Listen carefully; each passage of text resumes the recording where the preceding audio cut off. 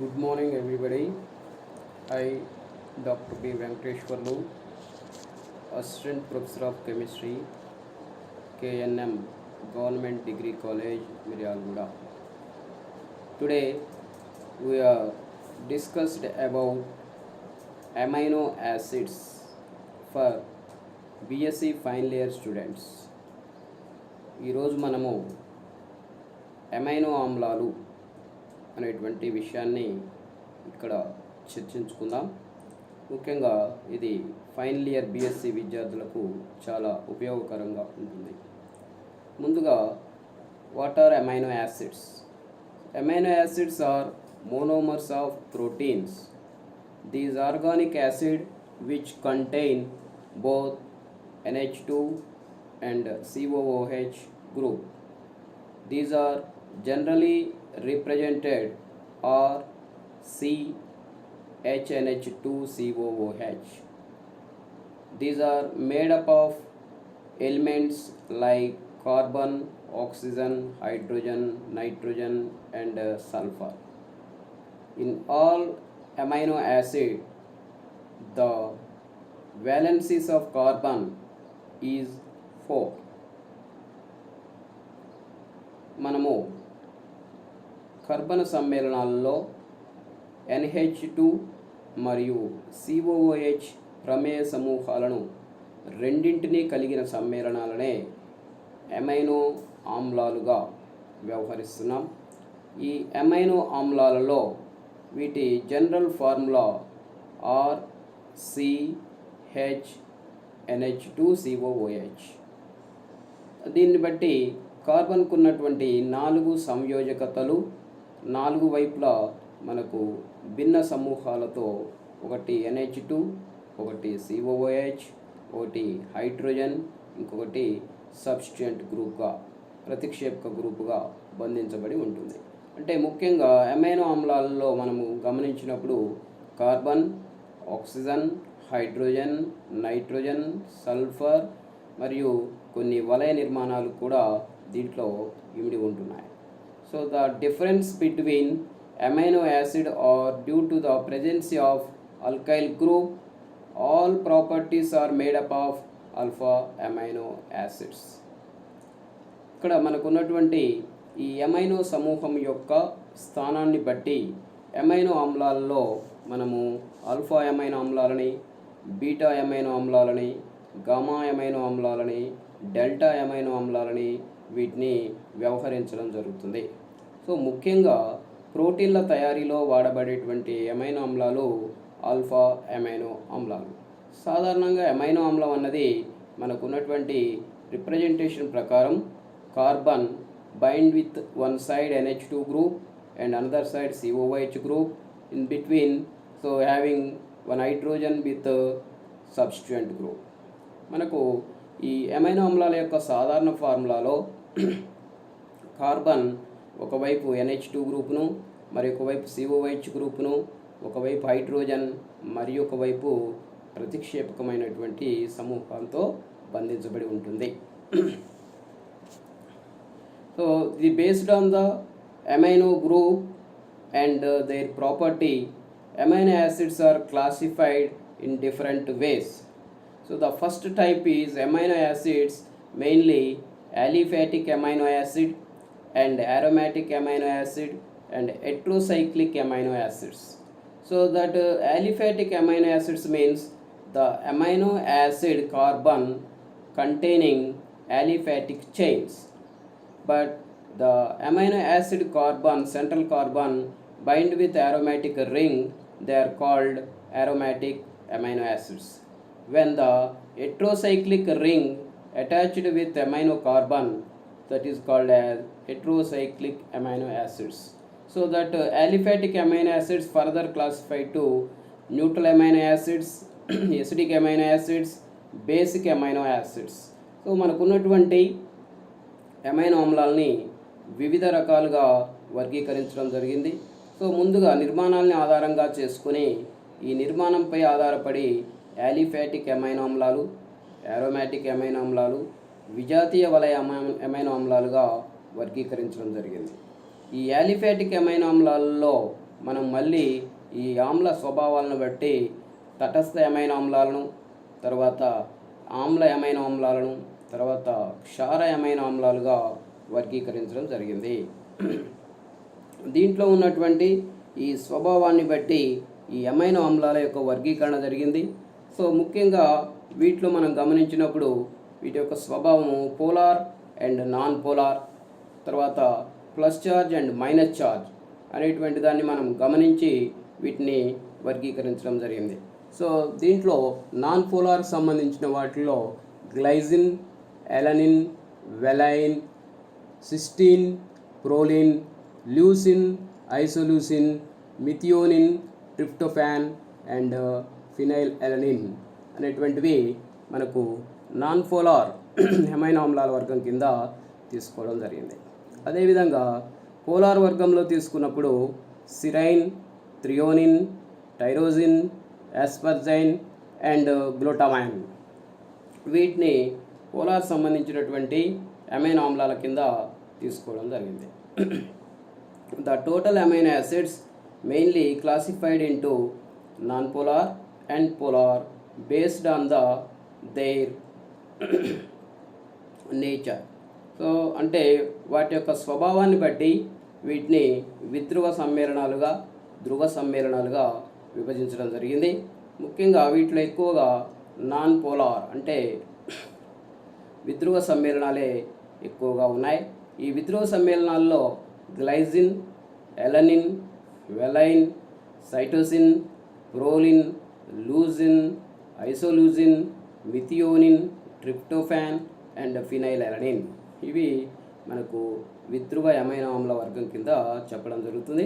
So the next one polar groups containing amino acids they are serine, threonine, tyrosine, asparagine and glutamine ఇవి ధ్రువ amino ఆమ్ల వర్గం కింద వీటిని వర్గీకరించడం జరిగింది.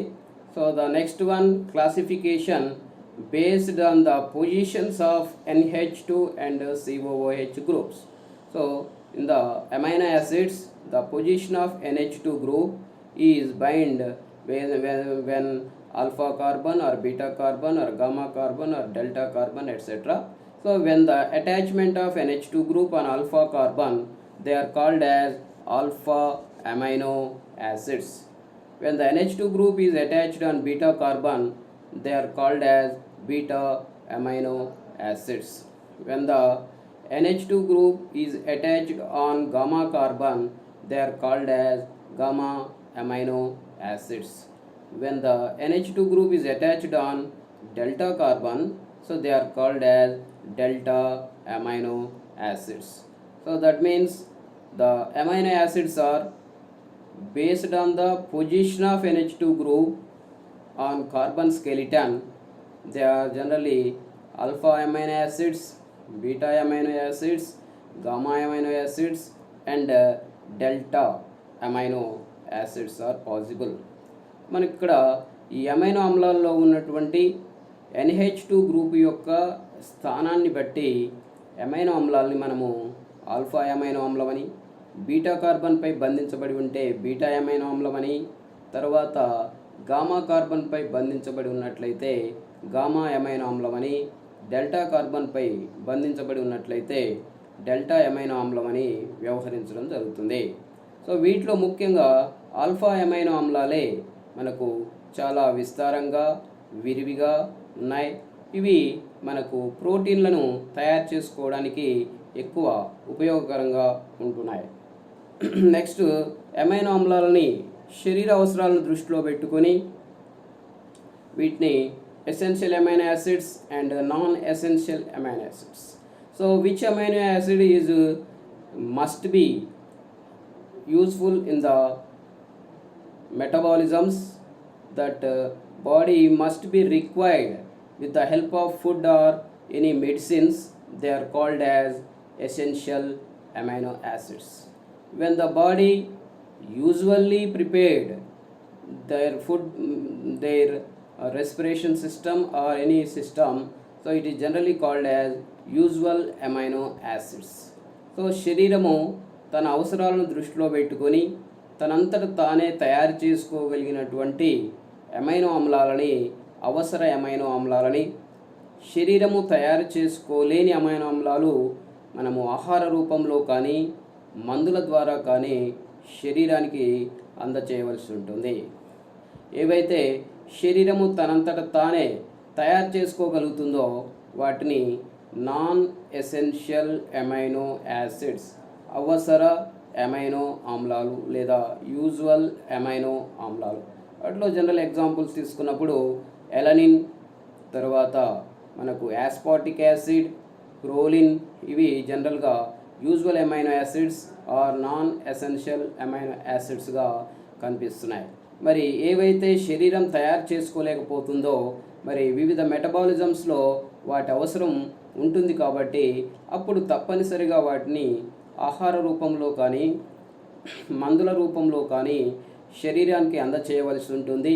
అవి లోపించినట్లయితే తప్పనిసరిగా ఏదైనా ఒక వ్యాధి కలిగేటువంటి అవకాశం ఉంది. So the essential amino acids must be supply with the help of food or medicines into body. So they are generally we are called as essential amino acids. So for examples, leucine, isoleucine and phenylalanine, threonine, arginine, tryptophan. So these are all the essential amino acids. శరీరం తయారు చేసుకోలేనటువంటి amino ఆమ్లాలను మనము అత్యవసర అమైనో ఆమ్లాలుగా గుర్తించాం. So అత్యవసర amino ఆమ్లాలు లోపం ఏర్పడినట్లయితే ఖచ్చితంగా శరీరంలో వ్యాధి కలుగుతుంది. ఉదాహరణకి insulin. Insulin is one of the polypeptide. So it is made with the help of 51 amino acid linkages. So that means insulin is when the deficiency in body, so it is causes for diabetes. So మనకు శరీరంలో insulin అనేటువంటిది లోపిస్తే మనకు sugar వ్యాధి ఏర్పడేటువంటి అవకాశం ఉంది. అంటే ఇన్సులిన్ లోపం వల్ల ఏర్పడేటువంటి వ్యాధిని మనం నివారించాలి అంటే ఇన్సులిన్ అనేటువంటిది సహజంగా కాకుండా కృత్రిమంగా తయారు చేసి శరీరానికి అందించవలసి ఉంటుంది. సో ఈ ఇన్సులిన్ అనేటువంటిది 51 అమైనో ఆమ్లాల కలయిక వల్ల ఏర్పడ్డటువంటి ఒక పాలీపెప్టైడ్ ఆర్ పాలీఎమైడ్ అని చెప్పవచ్చు. సో ఎసెన్షియల్ అమైనో యాసిడ్లో ముఖ్యంగా లూజిన్, ఐసోలూజిన్, ఫినైలెలనిన్, థ్రియోనిన్, అర్జినిన్, ట్రిప్టోపాన్ ఇలా ఉన్నటువంటి వాటిని మనము ఇక్కడ అత్యవసర అమైనో ఆమ్లాలుగా ఉంటున్నాం. So recently are totally finding amino acids are 26 amino acids. Out of this 10 amino acids are essential amino acids. The remaining 16 amino acids are usual or non-essential amino acids. So ఇప్పటి వరకు కనుక్కున్నటువంటి అమైనో ఆమ్లాల సంఖ్య 26గా ఉంది. వీటిలో మనకు 10 amino ఆమ్లాలు అత్యవసర అమైనో ఆమ్లాలుగా ఉన్నాయి. సో ఈ అత్యవసర అమైనో ఆమ్లాలు లోపిస్తే శరీరంలో వ్యాధి కలుగుతుంది. సో మిగిలిన 16 అమైనో ఆమ్లాలు మనకు ఈ అవసర లేదా నాన్ ఎసెన్షియల్ అమైనో ఆమ్లాలుగా ఉన్నాయి. సో వీటిలో కొన్నింటిని మనం గమనించినప్పుడు అతి చిన్న అమైనో ఆమ్లం, so that means simplest amino acid is glycine. So that glycine in the general amino acid formula CNH2, COOH, R and H. Out of this R, we are adding only hydrogen. That means NH2, CH2, COOH. So that is alpha amino acetic acid. That alpha amino acetic acid is nothing but glycine. So glycine is a simplest amino acid. మనకున్నటువంటి amino ఆమ్లాలలో glycine అనేటువంటిది ఒక చిన్న amino ఆమ్లం. ఇది alpha amino acidic యాసిడ్గా ఉంటుంది. అంటే central carbon దగ్గర ఒకవైపు NH2, వేరొక వైపు COOH, మధ్య కార్బన్లో కేవలం 2 హైడ్రోజన్లు మాత్రమే బంధించబడి ఉన్నటువంటి వాటిని మనము గ్లైసిన్గా పేర్కొంటున్నాం. Next alanine. సో ఈ alanine is the central carbon attached, one side NH2, one side COOH, one side methyl and another side hydrogen. So that means R substituent is equal to methyl. So in the general formula it is called as alanine. So alanine అనేది కూడా ఒక alpha amino ఆమ్లము. దీన్ని మనము alpha amino propanoic acid అని చెప్పవచ్చు. So alpha amino propanoic acid common name is alanine. Another one, valine, leucine, isoleucine, ornithine, lysine, glutamic acid, aspartic acid, glutamine, asparagine, threonine, serine, and cysteine, methionine, phenylalanine, tyrosine, tryptophan, histidine, proline. Out of these, very important and essential amino acids are valine, leucine, isoleucine, ornithine, lysine, threonine, and methionine, phenylalanine, tryptophan, and histidine. These are the very important essential amino acids. So based on the needs of body, the amino acids are classified into essential amino acids and non-essential amino acids. Totally invented amino acids nowadays, the total is 26. Out of 26, 10 amino acids are essential amino acids. The remaining 16 amino acids are usual or non-essential amino acids. So ఇప్పటి వరకు కనుక్కున్నటువంటి 26 amino ఆమ్లాలలో 10 amino ఆమ్లాలు అనేటువంటివి అత్యవసర అమైనో ఆమ్లాలుగా ఉన్నాయి. మిగిలినవి అవసర అమైనో ఆమ్లాలుగా ఉన్నాయి. సో ఈ అత్యవసర అమైనో ఆమ్లాల్లో ముఖ్యంగా valine, leucine, isoleucine, arginine, lysine, next threonine and phenylalanine, methionine, tryptophan, histidine. ఇవి మనకు అత్యవసర అమైనో ఆమ్లాలుగా ఉండి శరీరంలో తయారు చేసుకోలేనప్పుడు వాటిని మనము ఆహార రూపంలో కానీ లేదా మందుల ద్వారా కానీ సరఫరా చేయవలసి ఉంటుంది. Based on the substituents, amino acids are alpha amino acids, beta amino acids, gamma amino acids and delta amino acids.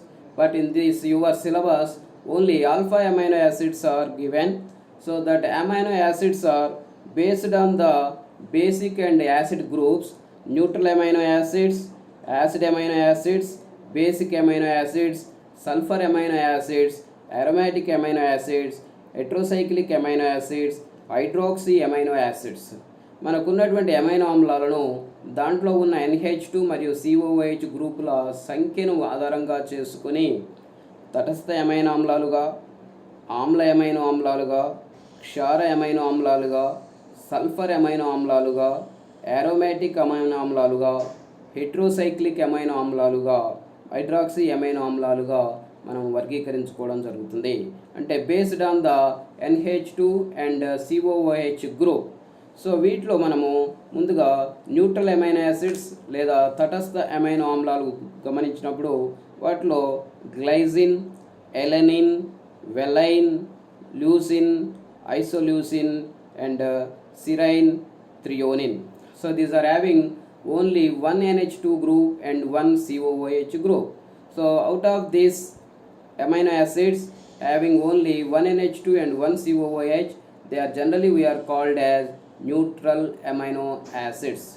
ఏవైతే ఒక్క క్షార గ్రూప్ NH2, ఒక్క ఆమ్ల గ్రూప్ COOHతో బంధించబడి ఉన్నటువంటి అమైనో ఆమ్లాలు ఉన్నాయో వాటిని మనము తటస్థ అమైనో ఆమ్లాలుగా గుర్తించడం జరిగింది. The next type acid amino acids. In this acid amino acids having only 1 NH2 basic group but 2 COOH groups. So that means they are having must be excess of acid group. So ఏవైతే మనకు ఒక NH2 group మరియు 2 COOH గ్రూపుల ద్వారా బంధింపబడి ఉన్నాయో వాటిని ఆమ్ల అమైనో ఆమ్లాలుగా వ్యవహరిస్తున్నాం. సో ఈ ఆమ్ల అమైనో ఆమ్లాల్లో ఆమ్ల సమూహాలు 2, ఒక్కటి క్షార సమూహమైనటువంటి NH2 బంధించబడి ఉంటుంది. సో వీటిలో ఇంపార్టెంట్గా aspartic acid, and glutamic acid. So the acid amino acids are only aspartic acid and glutamic acid. The next one, basic amino acids. So this basic amino acids having two basic groups, that is NH2 groups, one acid group, COOH group. So the basic amino acids, very rare example, that is only lysine. So in the lysine, the general formula of amino acid R is equal N-butylamine is attached on that chiral center. So that means the amino acid general structure, one carbon, one side NH2 group and one side COOH group and another side hydrogen with R is equal to substituents. That substituent we are adding N-butylamine, so that is called as lysine. మనం ఉన్నటువంటి క్షారమైన ఆమ్లాలలో NH2 సమూహాలు 2, COOH సమూహము 1 కలిగినటువంటి amino ఆమ్లాలని మనము క్షార amino ఆమ్లాలుగా గుర్తించడం జరిగింది. వీటిలో ముఖ్యమైనటువంటి ఉదాహరణగా లైసిన్ తీసుకోవడం జరుగుతుంది. ఈ లైసిన్ అనేటువంటిది ఎసెన్షియల్ అమైనో యాసిడ్. సో ఇది మనకు ఈ ఆర్ అనేటువంటి స్థానంలో N-butylamine అనేటువంటి ప్రతిక్షేపకాన్ని చేర్చడం వల్ల ఏర్పడుతున్నటువంటి క్షార amino acids. So another one is sulfur amino acids. So in the middle carbon having one side NH2, one side COOH, one side hydrogen and another side R. In the substituent must be having sulfur atom. They are called as sulfur amino acids. మనకున్నటువంటి వాటిలో cystine, cystine and methionine. దీంట్లో methionine అనేది ఒక essential amino acid. Cysteine, cystine మరియు methionine అనేటువంటి amino ఆమ్లాలలో మనకు సబ్స్టిట్యూయెంట్లో ఖచ్చితంగా సల్ఫర్ ఆటం మనకు కలిగి ఉంటుంది. అందుకే వీటిని సల్ఫర్ అమైనో ఆమ్లాలుగా చెప్పడం జరిగింది. So another class is aromatic amino acids. So in the alanine, that hydrogen replaced by C6H5 benzene ring, so that is called as phenylalanine. So that phenylalanine is also one of the essential amino acids.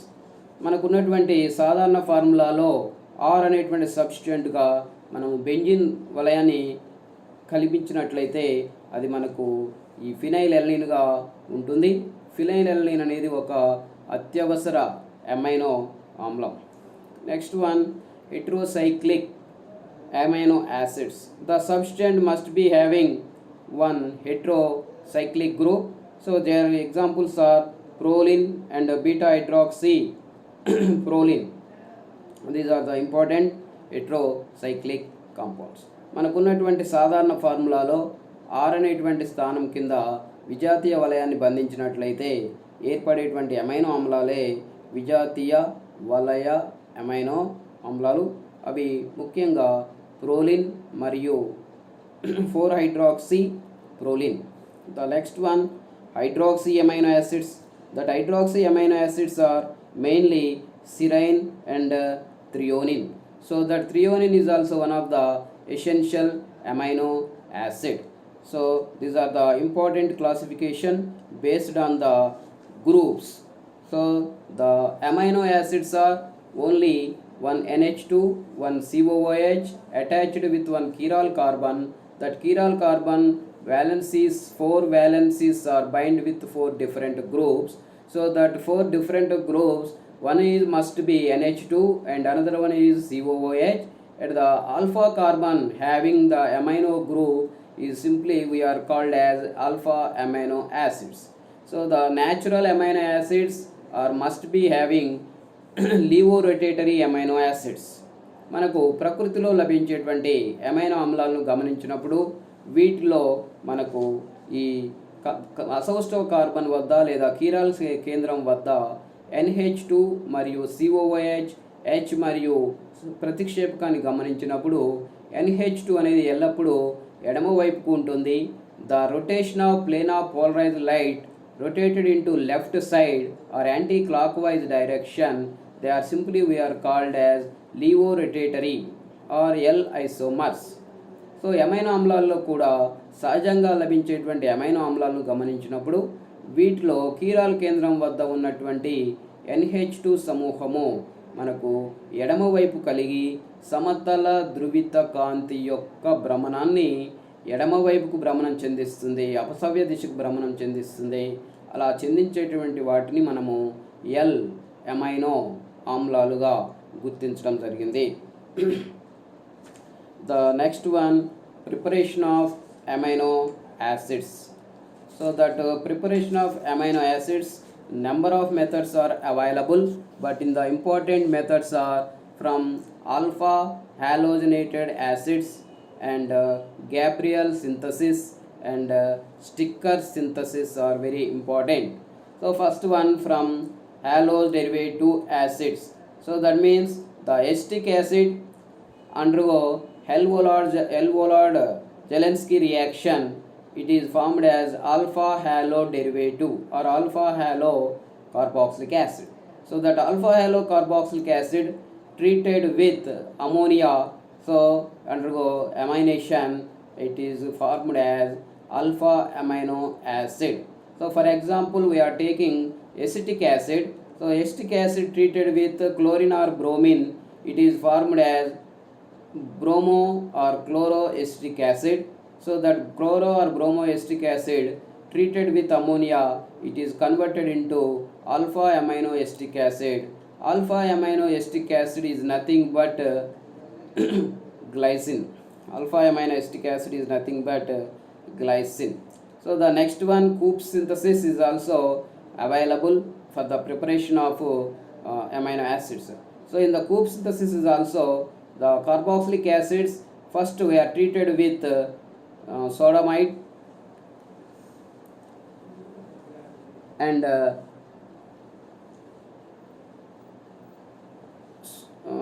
it is formed as imine acid, undergo reduction, it is converted into amino acid.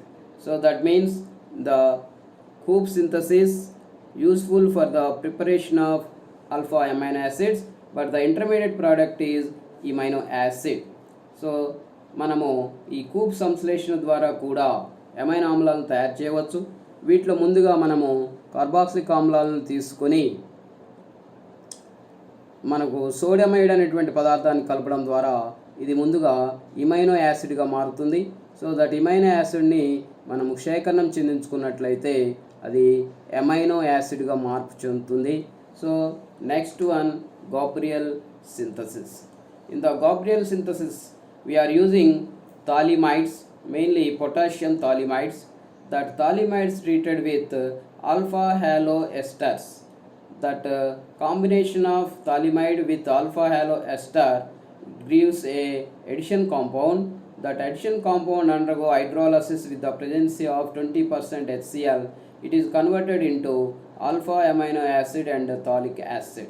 So మనము ఈ Gabriel థాలిమైడ్ పద్ధతిలో potassium థాలిమైడ్ అనేటువంటి పదార్థాన్ని తీసుకొని దాన్ని alpha chloro ethyl acetate అనే ఒక alpha hello ఎస్టర్తో కలిపినప్పుడు రెండింటి మధ్య సంకలనం చెంది ఒక సంకలన ఉత్పన్నం ఏర్పడుతుంది. ఎన్ ఇథైల్ ఎసిటేట్ థాలిమైడ్ అనేటువంటి సంకలన ఉత్పన్నం ఏర్పడుతుంది. ఈ సంకలన ఉత్పన్నాన్ని మనము 20% HCl సమక్షంలో జల విశ్లేషణ కావించినట్లయితే ఆల్ఫా అమైనో యాసిడ్ మరియు థాలిక్ యాసిడ్లుగా విడిపోతుంది. ఈ ఆల్ఫా అమైనో యాసిడ్లో సబ్స్టిట్యూయెంట్గా మనం వాడుకునేటువంటి సబ్స్టిట్యూయెంట్ను బట్టి వివిధ రకాల అమైనో యాసిడ్స్ను తయారు చేసుకోవచ్చు. సబ్స్టిట్యూయెంట్గా హైడ్రోజన్ మాత్రమే ఉన్నట్లయితే గ్లైసిన్ ఏర్పడుతుంది. సబ్స్టిట్యూయెంట్గా మిథైల్ను వాడుకున్నట్లయితే ఎలనీన్ ఏర్పడుతుంది. సబ్స్టిట్యూయెంట్గా ఫినైల్ను వాడుకున్నట్లయితే ఫినైల్ ఎలనీన్ ఏర్పడుతుంది. ఇలా మనకు కావలసినటువంటి అన్ని అమైనో ఆమ్లాలని గ్యాబ్రియల్ థాలిమైడ్ సింథసిస్ ద్వారా తయారు చేసుకోవచ్చు. So in the Gabriel synthesis first we are using phthalimides, either potassium thalamide or sodium thalamide. So the potassium thalamide treated with alpha halo ester. In this alpha halo ester and thalamide combination gives one addition compound. That addition compound is N-ethyl acetate tholimide. That tholimide undergo hydrolysis in the presence of 20% HCl. It is converted into alpha amino acid and byproduct tholic acid. So in the alpha amino acid, when the substance is hydrogen, we are called as glycine. When the substance is methyl, we are called as alanine. And the substance is isopropyl, we are called as valine. And when the substance is called as phenyl ring, we are called as phenylalanine, etc. That means Gabriel tholimide synthesis is very useful for the preparation of different type of alpha amino acids, neutral amino acids, basic amino acids, and acidic amino acids, heterocyclics, and aromatic amino acids are prepared with the help of Gabriel tholimide method. So మనం Gabriel థాలిమైడ్ సంశ్లేషణ పద్ధతి ద్వారా మనకు కావలసినటువంటి తటస్థ amino ఆమ్లాలను, క్షార amino ఆమ్లాలను, ఆమ్ల amino ఆమ్లాలను, వలయ amino ఆమ్లాలను సులువుగా పొందవచ్చు. So the next method stickers synthesis. In the sticker synthesis, so aldehydes are ketones treated with hydrogen cyanide, so it is formed as cyanohydrin. The cyanohydrin treated with ammonia, so it is converted into amino nitriles or amino nitriles. So that amino nitriles under hydrolysis, it is converted into alpha amino acids. So that first one, the aldehydes treated with hydrogen cyanide, they are formed as cyanohydrins. That cyanohydrin treated with ammonia, so undergo dehydration, they are formed as amino nitriles. That amino nitriles undergoes hydrolysis, converted into alpha amino acids. For example, we are taking acetaldehyde. That acetaldehyde with hydrogen cyanide, it is formed as acetaldehyde cyanohydrin. That acetaldehyde cyanohydrin, when treated with ammonia, converted into amino nitrile derivative. That amino nitrile derivative undergo hydrolysis, it is formed as alpha amino propanoic acid. మనము acetaldehyde తీసుకొని HCl తో కలిపినప్పుడు లభించినటువంటి సయనోహైడ్రిన్ అనే ఉత్పన్నాన్ని తిరిగి అమోనియాతో కలిపినప్పుడు దాని నుండి మనకు అమైనో నైట్రైల్ అనే ఉత్పన్నం ఏర్పడుతుంది. అది జల విశ్లేషణ అందించడం ద్వారా ఆల్ఫా అమైనో ప్రొపనోయిక్ ఆమ్లం అనేటువంటి ఉత్పన్నం ఏర్పడుతుంది.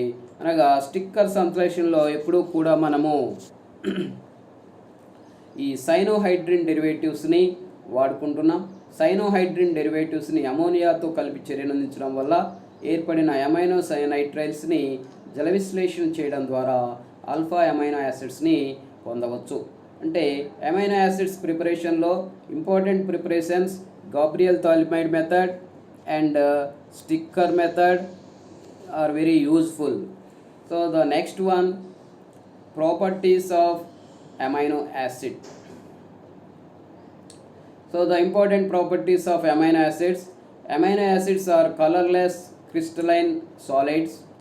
The amino acids has high boiling temperatures. So solutions of amino acid show high dielectric constants. Spectroscopy study does not show presence of NH2 and COH group in amino acid. Amino acids show different behavior in different medias, and these presence have different tests like sweetness, etc., etc. Stereoisomerism is except glycine in all amino acids present one chiral center, they are exhibit స్టీరియోఐసోమెర్స్. మనకు ఈ amino ఆమ్లాల యొక్క భౌతిక ధర్మాలు గమనించినప్పుడు ముఖ్యంగా amino ఆమ్లాలన్నీ కూడా రంగులేని స్ఫటికాకార ఘన పదార్థాలుగా ఉంటున్నాయి. సో ఇవి అధిక బాష్పీభవన ఉష్ణోగ్రతల్ని ప్రదర్శిస్తున్నాయి. తర్వాత వీటి యొక్క ఆమ్ల ద్రావణాన్ని మనం గమనించి చూసినప్పుడు ఈ అమైనో ఆమ్ల ద్రావణాలలో అధిక డైఎలక్ట్రిక్ స్థిరాంకము కనిపిస్తుంది. మరి ఈ వర్ణపటదర్శక పద్ధతుల ద్వారా గమనించి చూసినప్పుడు ఈ అమైనో ఆమ్లాల్లో NH2 మరియు COH గ్రూప్ యొక్క ప్రత్యేకమైన లక్షణాలు ఏమీ కనిపించడం లేదు. కానీ అమైనో ఆమ్లాలు అనేటువంటివి ఈ different behaviour in different media. అంటే క్షార ద్రావణాల్లో ఒక రకంగా, ఆమ్ల ద్రావణాల్లో ఒక రకంగా వాటి యొక్క ప్రవృత్తి కనిపిస్తుంది. అంటే ఆమ్ల లక్షణాన్ని క్షార ద్రావణాల ద్వారా, క్షార లక్షణాన్ని ఆమ్ల ద్రావణాల ద్వారా వీటిలో మనం గమనించవచ్చు. నెక్స్ట్ వీటిలో ఒక సింప్లెస్ట్ అమైనో యాసిడ్, చిన్న అమైనో ఆమ్లము గ్లైజిన్ తర్వాత మిగిలినటువంటి అన్ని అమైనో ఆమ్లాల్లో కూడా ఖచ్చితంగా ఒక కీరాల్ సెంటర్ ఉంటుంది. ఈ కీరాల్ కేంద్రం ఉండడం వల్ల ఇవి స్టీరియో ఐసోమెరిజంను ప్రదర్శిస్తున్నాయి. అంటే సహజంగా లభించేటువంటి అమైనో ఆమ్లాలన్నీ కూడా ఎల్ అమైనో యాసిడ్స్గా లభిస్తున్నాయి.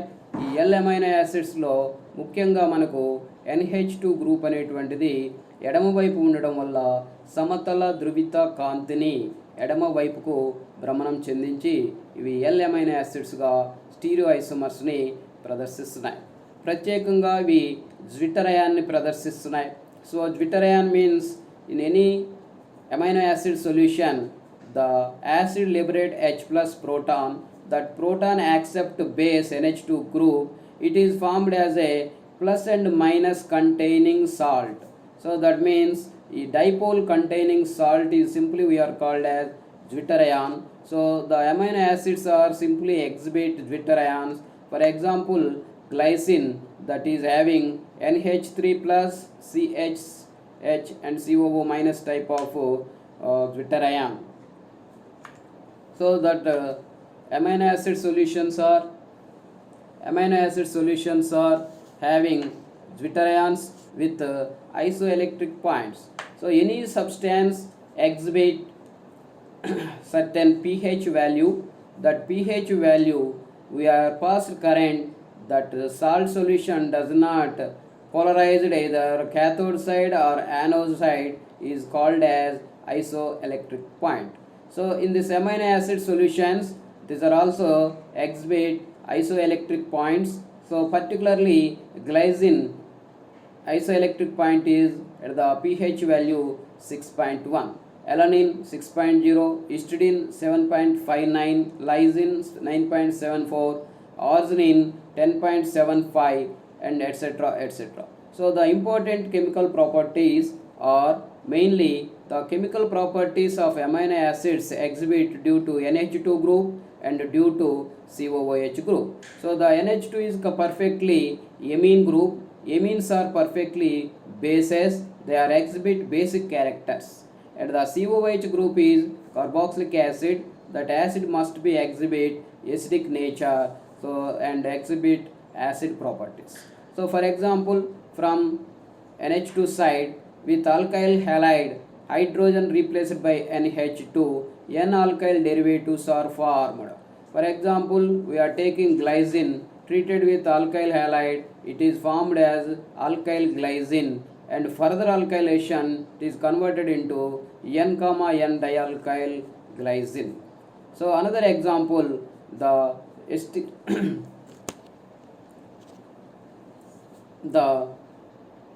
amino acids substituted with acetic acid or acetyl chlorides or benzoyl chlorides, they are exhibit N-acetyl or N-benzoyl glycine or alanine derivatives. So on heating with HI shows deamination. So the amino acid treated with HI, so it is converted into acetic acid and liberate their NH2 group with iodide. So they are formed as NH4I and iodine substance. So the next one with nitrosyl chlorides from chloroacids, and another one is reactions due to COOH group. So in the amino acids, the COOH must be having acidic nature, is simply liberate proton, and it is also treated with bases or ethyl alcohol or soda lime, lithium aluminum, etc. So for example, glycine treated with sodium hydroxide, it is formed as a sodium containing glycine, or the glycine treated with ethyl alcohol, it is converted into glycine N-ethyl glycinate substance. So the next one, glycine treated with soda lime converted into methylamine liberate carbon dioxide. So the next one, the glycine treated with lithium aluminum hydride, it is converted into beta amino ethyl alcohol. So these are the important properties due to exhibit COOH group. So the first one, the amino acid simply react with the base converted into their salts. The next one, the amino acid react with ethyl alcohol property, that is converted into ester, that is simply we are called as esterification. So the amino acid treated with soda lime, so it is converted into amine and liberate carbon dioxide. The liberation of carbon dioxide we are simply called as decarboxylation. So that means treated with base converted into salt, treated with alcohol converted into ester, treated with soda lime converted into amine and liberate carbon dioxide, that means undergo decarboxylation reaction. These are the very important reactions of acid group. So the amino acids are also exhibit perfect acid group properties.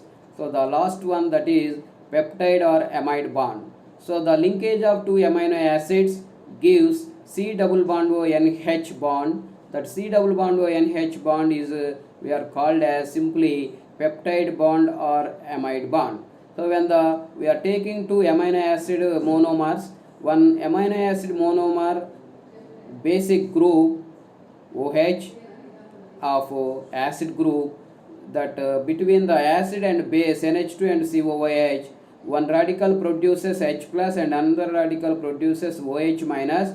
So between the two monomers we are having C double bond O NH. When the liberation of H2O molecule, it is formed as peptide bond or amide bond. So రెండు amino ఆమ్లాల మధ్య మనకు ఒక ఆమ్లంలో నుంచి H plus ఇంకొక దాంట్లో నుంచి OH minus కలిసి H2O అణువుగా తొలగించబడడం వల్ల elimination of H2O to form an amide linkage, that is simply we are called as peptide bond or amide bond. So మనకు రెండు అమైనో ఆమ్లాలను కలిపినప్పుడు ఒక ఆమ్లంలో నుంచి హైడ్రోజన్ రెండవ ఆమ్లంలో నుంచి OH కలిసి H2Oగా తొలగించబడి రెండు అణువుల మధ్య C డబుల్ బాండ్ ONH అనే బంధం ఏర్పరచడాన్నే మనము అమైడ్ బంధము లేదా పెప్టైడ్ బంధంగా పిలుస్తున్నాం. ఇవే ప్రోటీన్లు ఏర్పడడానికి ముఖ్య కారణంగా ఉంటున్నాయి. తర్వాత అమైనో ఆమ్లాల యొక్క ఉపయోగాలు చూసినట్లయితే it is useful for the formation of proteins, useful for the formation of other useful compounds like tyrosine, thyroxine and adrenaline, vitamins and etc. Formation of antibiotics, synthesis of glucose and prokaryotic cell wall preparations. So మనకు amino ఆమ్లాలు ముఖ్యంగా ప్రోటీన్ల తయారీలోను, తర్వాత tyrosine, thyroxine వంటి విటమిన్ల తయారు చేసేటువంటి పద్ధతుల్లోనూ, తర్వాత యాంటీబయాటిక్ల తయారీలోను, ముఖ్యంగా గ్లూకోజ్ను సింథసిస్ చేసుకోవడంలో, తర్వాత ప్రోకారియోటిక్ సెల్స్ను తయారు చేసుకోవడంలో ఈ అమైనో ఆమ్లాలను ఎక్కువగా పారిశ్రామికంగా ప్రయోగశాలలోనూ ఉపయోగిస్తున్నారు. సో ఇది మనకు అమైనో ఆమ్లాలని మనం ఎలా వర్గీకరిస్తున్నాం, ఎలా తయారు చేస్తున్నాం, ఎలా వాటి యొక్క ధర్మాలని ఆమ్ల మరియు క్షార గ్రూపుల ద్వారా వివరిస్తున్నాం అనేటువంటిది ఇందులో చర్చించుకోవడం జరిగింది. Thank you.